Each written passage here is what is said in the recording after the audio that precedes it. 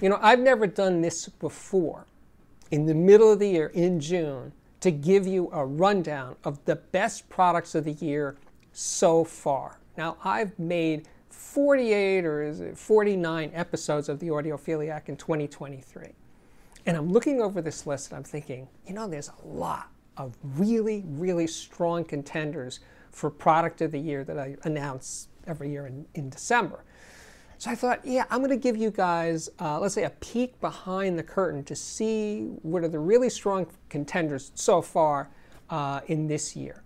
And, oh, before I tell you that, yeah, there will be, speaking of strong contenders, there will be an Audiophiliac viewer system of the day later on in today's show. But the first contender happened right out of the box early in January, January 12th to be exact, the Schiit Vidar 2. Now, the original Schiit Vidar had come out 6 years prior to that and was essentially unchanged over that 6-year run.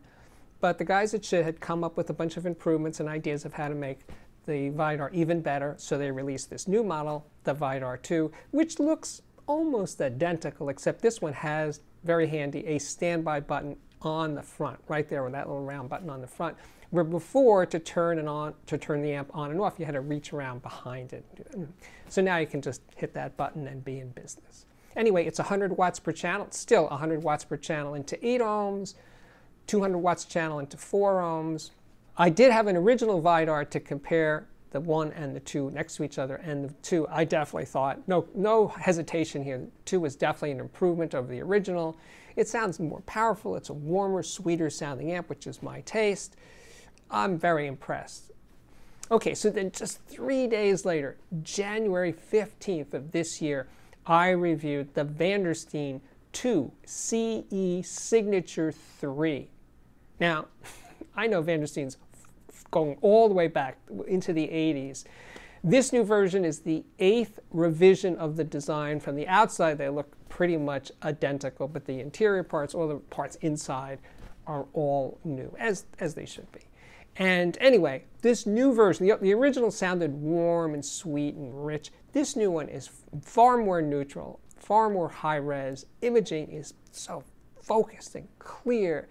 Bass goes down. It's a very dynamic speaker for a low sensitivity design. The tweeter is fantastic.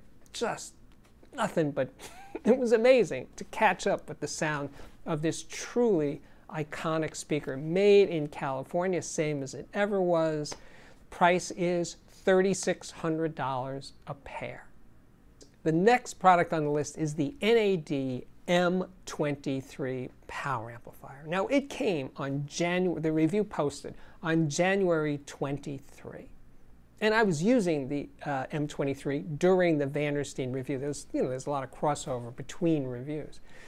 And I was knocked out by the sound of this amplifier. Now, first of all, it's Class D, and I'm not really a Class D supporter or booster in general. I find them kind of bland and boring for the most part. But anyway, this one was anything but. I think the industrial design of the chassis is gorgeous. I mean, the metalwork, everything about it was so beautiful, so beautifully rendered by NAD. Now, the Class D modules are what many say are the best on the planet, designed by Bruno Putzis, and it is called the Purify Eigentakt. Yeah, and here, make note that NAD actually builds the modules in-house. Those are NAD-built Eigentakts. And NAD designed the power supply, which is absolutely crucial to extracting the full potential of those Class D modules. So they did a great job. Power rating is 200 watts a channel into 8 ohms, 380 watts a channel into 4. It has balanced and single-ended inputs, and it's a beautiful, great sounding amplifier. Really powerful, really clean, really precise. A lot of fun. And the price is $3,749. So next one up on the list is this speaker, the KEF R7 META. Now, that one ran on February 23. Now, this is a larger speaker than the Vandersteen. It has, of course, a KEF Uni-Q driver, a 5-inch Uni-Q, but this is just being used for mid-range and tweeter duties. And then there are 2 6.5-inch woofers. This is a big speaker. In a sense, the price is $5,000 a pair. Paint finish is absolutely stunning, but it sounds big. It has more brawn to the sound. It has more kick to it than, let's say, the Vandersteen does. The Vandersteen has a lot going for it, but, you know, like they say, size does matter. And if you have a big room and you like to play loud and you want impact in your sound, you have to get a big speaker. Like this one. This would be a good place to start. Anyway, I really liked it. It's definitely on this list. It's a strong contender for Speaker of the Year. I almost forgot to include this one, the Lyra Delos Moving Coil Cartridge. This review ran on March 4th. But here's the thing, I own a lot of cartridges and I cycle through them a week here, a week there. But this one, since March, has been the cartridge that's gotten the most playtime. I keep returning back to this one because there's something going on. First, it's a great tracking cartridge. Better than probably anything else in my collection. Dynamics are really exciting, vivid, very alive, really nice tone, very transparent, great sense of depth in the sound stage. It's all good. It really is an exceptional cartridge. So here it is as a contender that's going to come up possibly later in the year, in December. We'll see how it all flies. Next on the list is the Decware Sarah 300B integrated amplifier, made in the USA. It's a very functional looking design. I think it's incredibly beautiful. That bass, by the way, on my review sample was solid walnut, 1.5 inch thick walnut. This amp has some real heft to it. But it's only 7 watts per channel. So you need to use it with high sensitivity speakers like horn speakers, open baffle speakers, any speaker that's reasonably high, and you keep your expectations of how loud and how dynamic a 7-watt amplifier can be. Presence is the best single word to describe the sound of the Sarah 300B. It's made in the USA with mostly US sourced parts, not the tubes per se, except actually the Western Electric 300B tubes are made in the USA, but it's another story. Anyway, I'm going to be doing a part 2 of the review shortly, very shortly, but this amp had to be on this list, and I'm really glad it is. The price, not including tubes, is $4,200. The price with the most basic tube set is $4,800. Next on the list, from April 7th, the Vivid Kaya 25. An incredibly beautiful speaker. Nothing else looks like this speaker. The paint finishes, by the way, are automotive paint, your choice for an optional upcharge. But anyway, I think it's beautiful. The drivers are designed and made entirely in-house. That's a rare feat for a small speaker manufacturer. The sound is one of those effortless high-res. It doesn't feel like it's straining to do very clear, very open, very spacious sound. It just comes out of these speakers. I just love them, and that's why they are on this list. The price, by the way, is up there. It is $14,000 a pair for the basic paint finishes, and if you want Ferrari Red or whatever, that costs more. On April 23, I reviewed the Heaven 11 Billie Mark II hybrid integrated amplifier. Right, those tubes are the preamp section, and then the power amp is Class D. And it has a very tubey sound. This is not one of those amplifiers that's trying to be neutral, not in my opinion. It has a warmth to it, a body to the sound that I really enjoyed. The power rating is ample. It's 120 watts channel into 8 ohms, 215 into 4. That's pretty good. So yeah, it does drive Magnepan LRS very, very nicely. It's a sweet little amplifier. It has a lot of features for its very compact size. And the knob feel, yeah, you can get yours with marble knobs or really beautifully finished wooden knobs. It's a very well thought out design. The price in the US is $1,939. Oh, and by the way, the Billie amplifier is designed and made in Canada. On May 7th, I had the distinct pleasure of posting a review of the TAD CE1 TX. This is a very high-end design, designed and made in Japan. TAD has its roots in pro sound. You can definitely hear that in the sound of the speaker being extremely neutral, but it's beautiful, and the fit and finish is beyond anything else I've ever experienced in high-end speakers, and I mean that.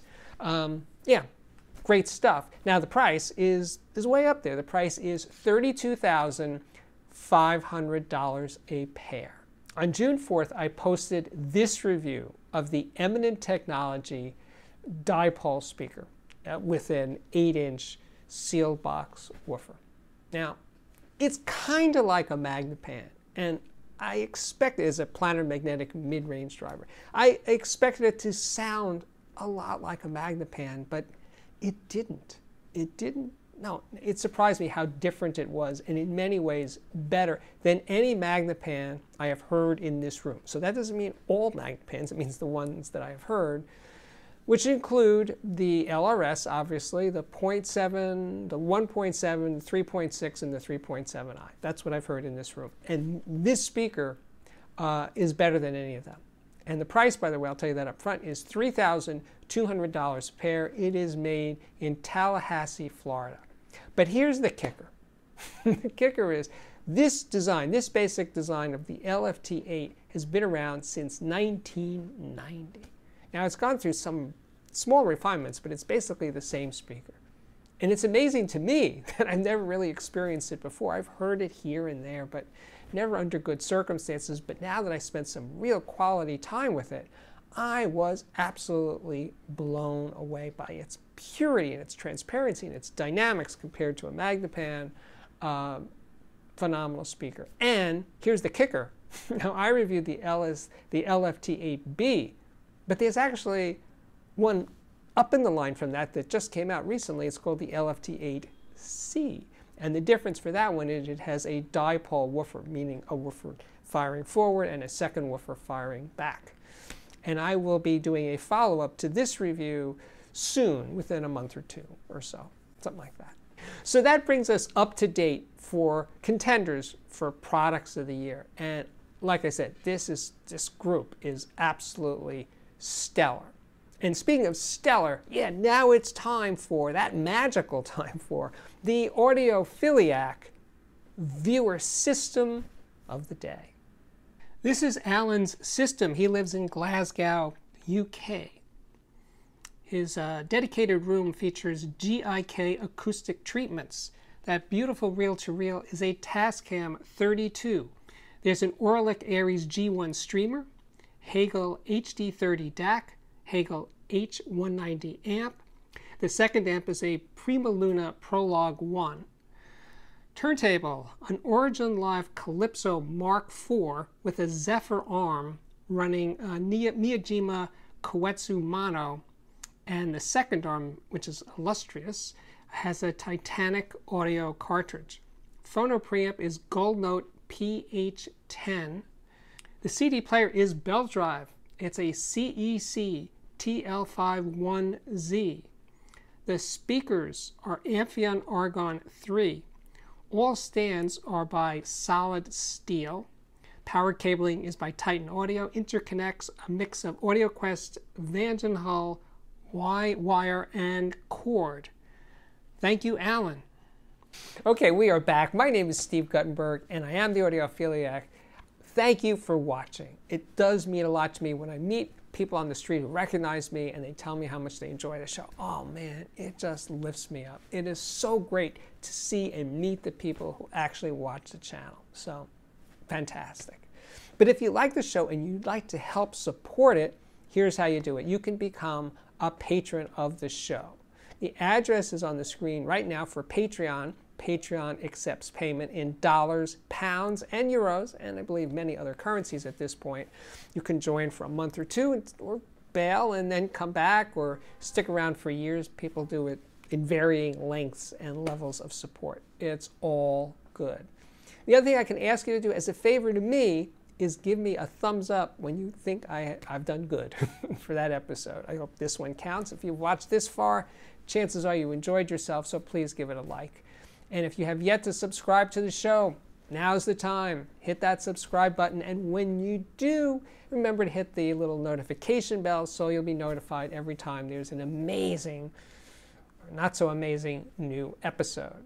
And with that, I can say my work here is at last complete. Thank you so much for watching, and I really, really do, I really, really do hope to see you back here again very, very soon. Bye-bye.